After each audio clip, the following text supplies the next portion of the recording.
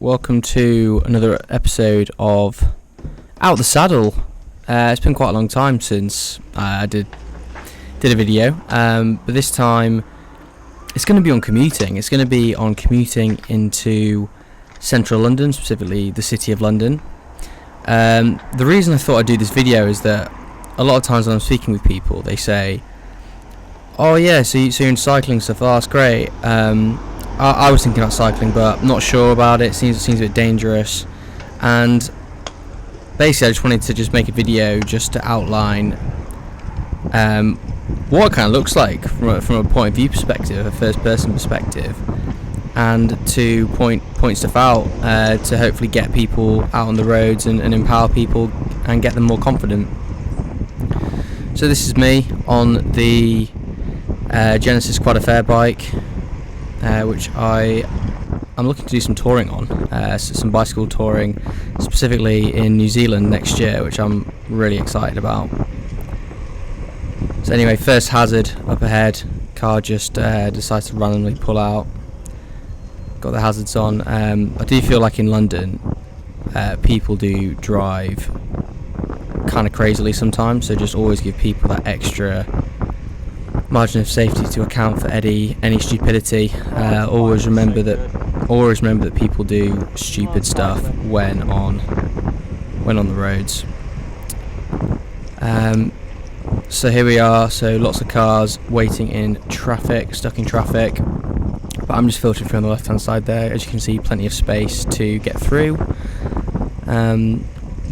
Be wary of passing long vehicles on their inside though, especially if there's a junction coming up, because they might be turning left. So yeah, giving myself a wide berth, or as wide a berth as I can, and taking care when filtering. So you can see they're slowing right down to pass through a tighter gap. Keeping my eye out for pedestrians. Again, get to the bus. You want to stick ideally past these vehicles on the right hand side. The driver's on the right hand side, as I'm in the UK, and they'll get a better view through their rear view mirror, and they're kind of more aware of you. So just carrying on filtering. I'm gonna go left here. So you can see they're indicating positive body language, getting yourself in front and in lane, and moving into the right area of the road to turn left. So I actually did this on a Saturday, so it's not like prime time commuting, but I still think this demonstrates, the key hazards there. And here we go. Here's the first one there. So moped pulling out, didn't look. Feel like I could have slowed down a little bit more with the anticipation of that potential hazard, but it's fine. I had plenty of time to stop, and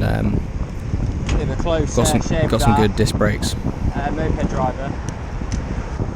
Yeah, as I said, there was a slightly close shave, but nothing too dangerous, nothing too scary. So yeah, you'll see bus lanes all around London. Just use the bus lanes whenever you can. You're allowed to ride in the bus lanes.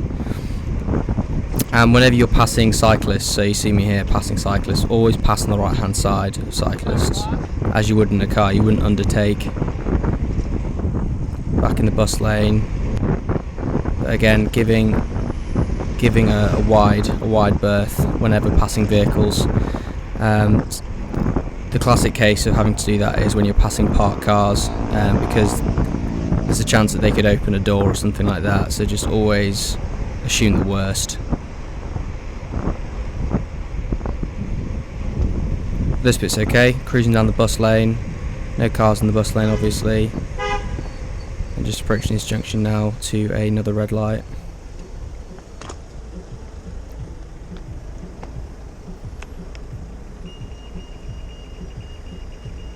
You can see that cyclists actually do go through these traffic lights when they're red. I wouldn't really condone it, but it does happen an awful lot.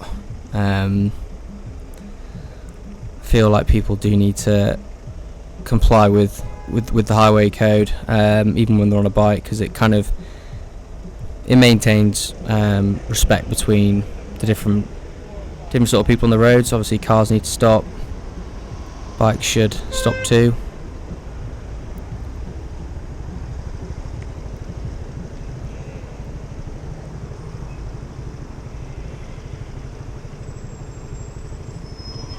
But yeah, it is annoying having to stop and start all the time in London. You see it a lot with traffic lights. But I can see here that there are lots of drivers that were keen to get on, so I was staying over on the left hand side of the road there, giving people lots of space. And then yeah, always checking my right shoulder.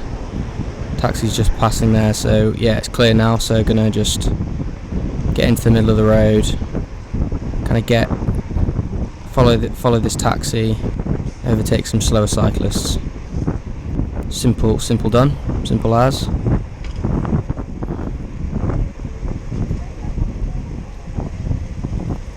So again, filtering, slow right down when it's tight.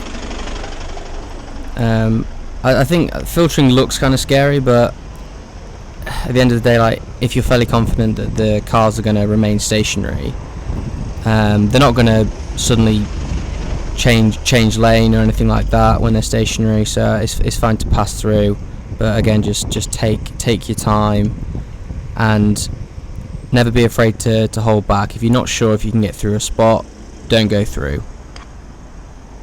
Sometimes it takes a while to kind of build that awareness on the road, build that awareness of your bike handling, and you'll get more proficient over time.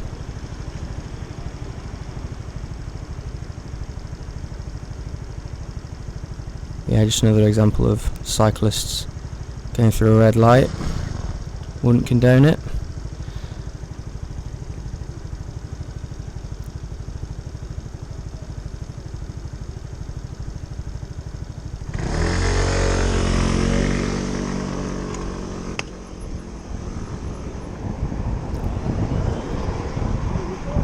On my bike I've got these 50/50 pedals, which are flat on one side and an SPD pedal on the other.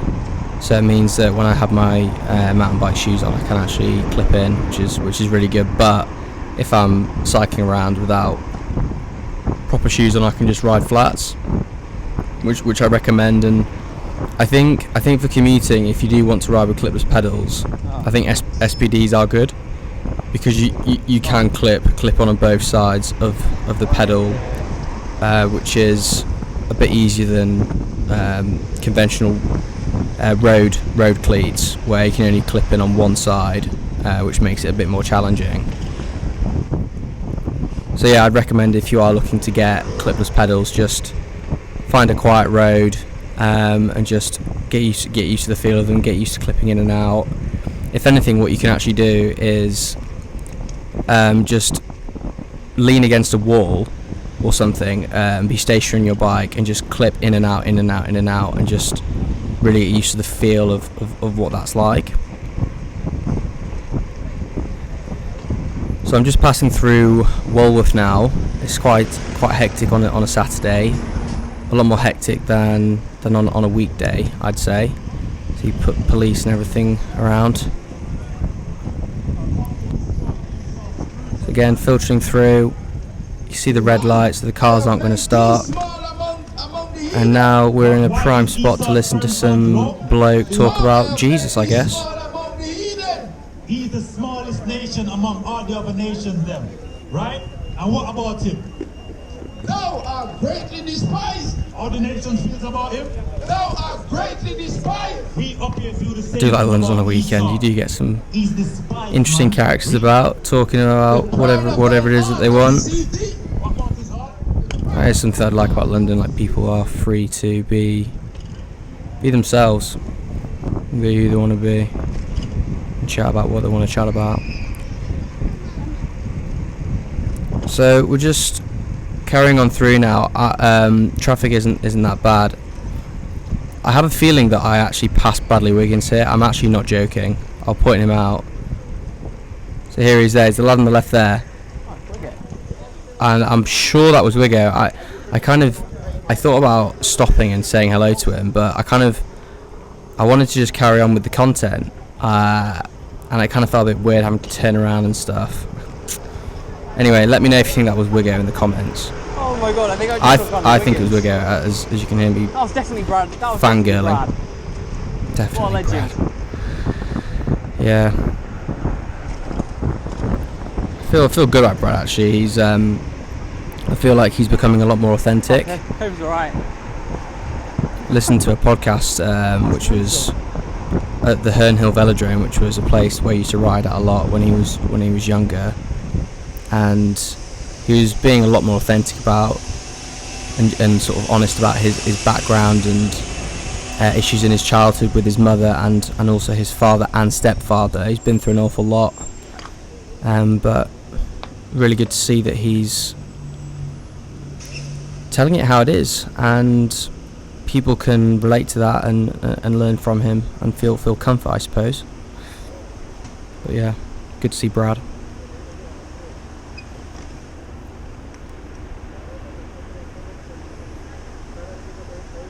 So just approaching Elephant and Castle now. Stuck at another red light, but that's okay.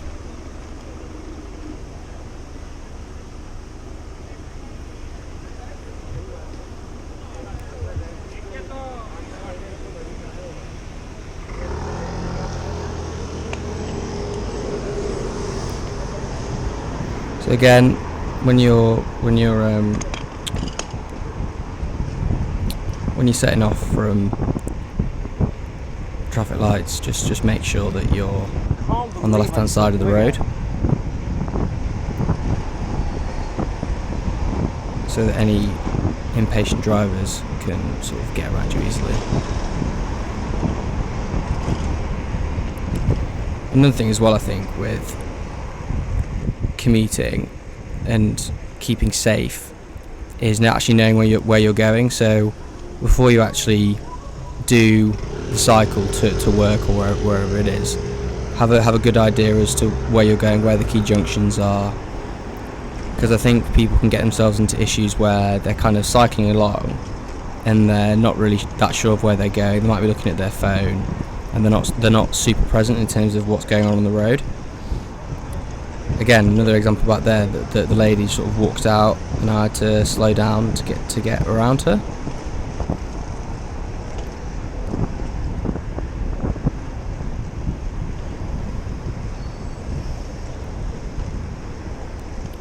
But you can see here lots of bike infrastructure. I'm just taking it easy around this corner, going where all the leaves are with this time of year. This is early November in London.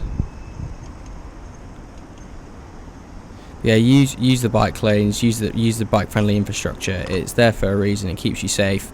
Elephant and Castle, before all this bike infrastructure, was definitely a dangerous spot for cyclists, and that's why they've invested heavily in improving things.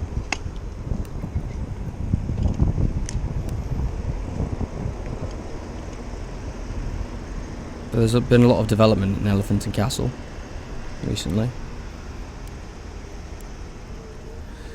Another thing is, well, I haven't really sort of talked about it in that much detail so far, but that's just to make sure that you're visible as well. So if you're ever going out and you think the light's not going to be good, just wear something that's reflective. Make sure you've got front and rear lights as well. The worst thing that can happen is that a car doesn't see you. So just really make your presence felt on the road, so that is, stand out, wear reflective clothing, and to have positive body language and assert yourself on the road.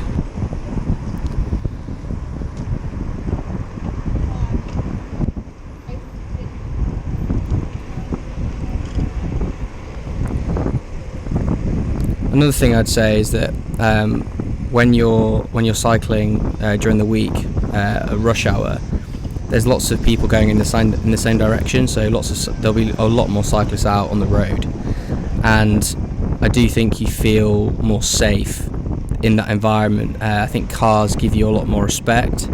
There's not going to be people trying to get around you. There isn't going to be cars passing you closely when you are in a big group of cyclists. but on the weekends there's fewer cyclists going into the city of London. But again, I think this is still helpful. You can see the Shard there in the distance. It's very prominent on the London cityscape. And approaching yet another red light.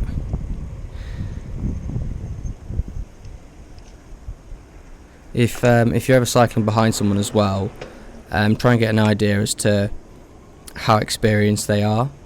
So, you know, for example, if they're on a higher bike, you know, if they're on like a Line bike or a Boris bike, there could be a chance that they haven't done that much cycling, and so they might be more likely that they do silly things on the road. If there's someone who has a lot of kit and has a nice bike, they might be a bit more experienced, but always give people a little bit of space just to account for any sudden changes of speed or direction.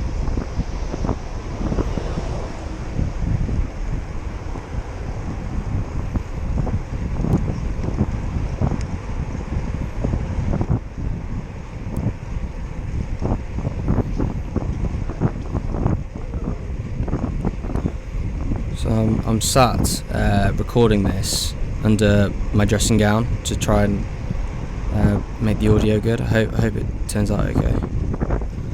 It's getting quite hot now though. So quite fortunate there, getting to a green light. That's another thing I'd suggest is you know, really make the most of green lights. If you think you can make it, don't be afraid to kick out a few more watts, a bit more power through the pedals to get through, and then you can carry your momentum onto the next part of your commute.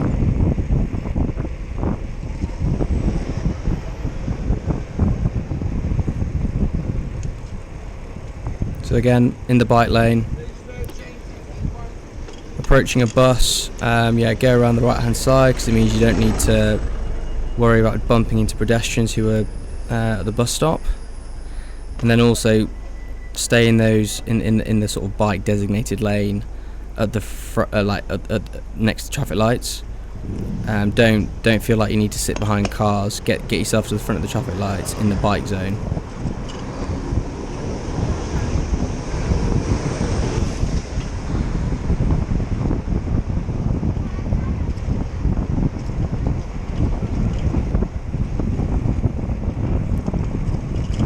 So we're approaching Borough now, near Borough Market and London Bridge. So we'll be crossing over the Thames in a couple of minutes and approaching our destination.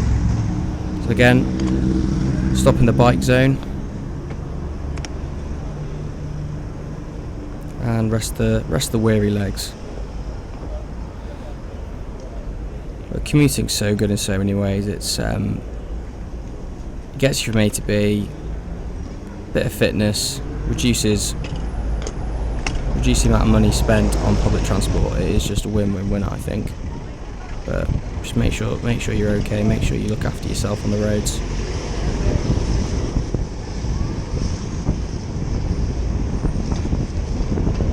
There's lots of people about in Borough.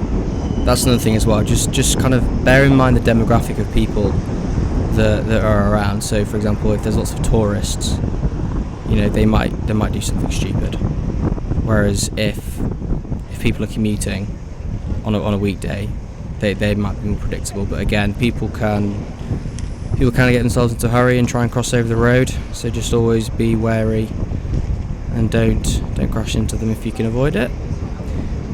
But here we go, in the bike lane, going over London Bridge. So again, very safe, lots of space. You get a really nice light sometimes in the morning when you're cycling in, because the sun rises in the east, and if it's at the right time you get golden hour. But again, yeah, so I'm moving into the middle to get around these cyclists, lots of hire bikes, Boris bikes and Line bikes everywhere.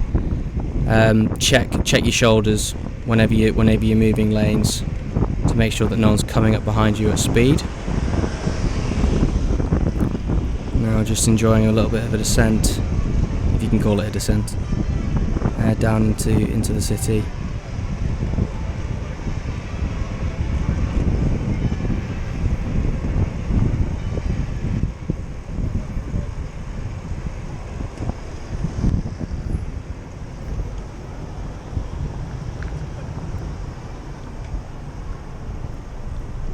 just squeezing through these two cars. It's quite comfortable with that, but again, feel free to hang back if you think that is necessary.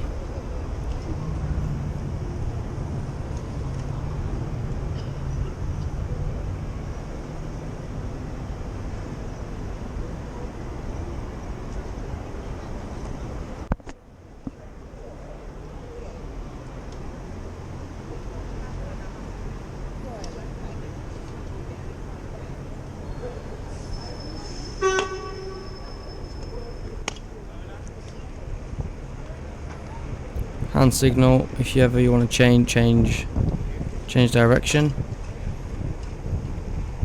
and the subtle hand wave to pedestrians for giving way. I don't have one on my bike, but I'd say it's not a bad thing. Is getting a bell. It's a really good way to just get people aware of where you are. I see it a lot when I'm commuting, where you're approaching like a really busy junction, and people just hit their bell multiple times, and everyone hears. Because, yeah, as I mentioned before, people on their way to work they can jump walk, they can jaywalk, as the Americans would say. So just spam your bell, make sure that they hear you.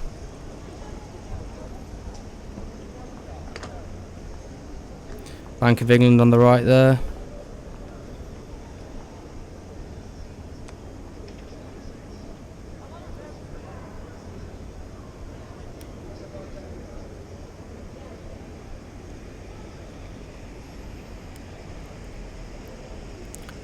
Bit of a gloomy day, to be honest with you, in central London. But at least it was fairly dry.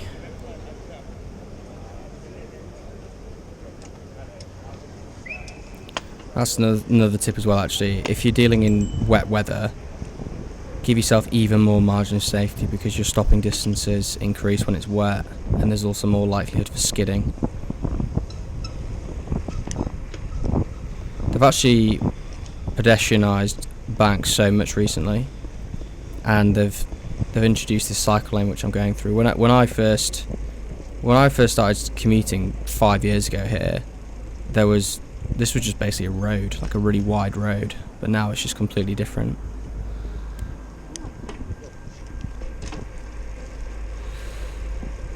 So there we go, just skating around the Bank of England now, and that's basically the commute. You can see, yeah, very few people in there. Boris bikes are not docked there. It would be very different if it was a Monday to Friday. But there we are, guys. I hope this has been helpful, and please let me know if you have any comments or questions based on what you've seen today, and based on what you want to do with your cycling. If you like the video and made it to the end, thank you, and please feel free to leave any comments and subscribe to the channel. That'll be awesome. Take care out there, guys, as always, and thank you very much. Cheers.